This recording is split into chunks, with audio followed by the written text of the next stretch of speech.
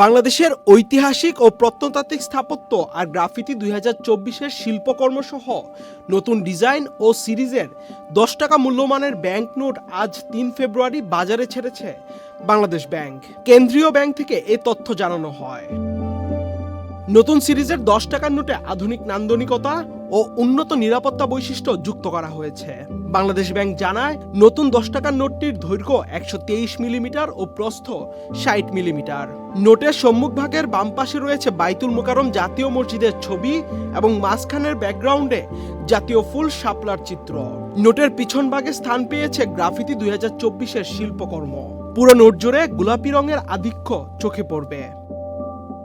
নিরাপত্তা বৈশিষ্ট্যের মধ্যে রয়েছে রয়্যাল বেঙ্গল টাইগারের মুখের জলছাপ, ইলেকট্রোটাইপ জলছাপে 10, বাংলাদেশ ব্যাংকের মনোগ্রাম, 2 মিলিমিটার চৌড়া রং পরিবর্তনশীল নিরাপত্তা সুতা। নোটটি নাড়াচাড়া করলে নিরাপত্তা সুতার রং লাল থেকে সবুজে পরিবর্তিত হবে।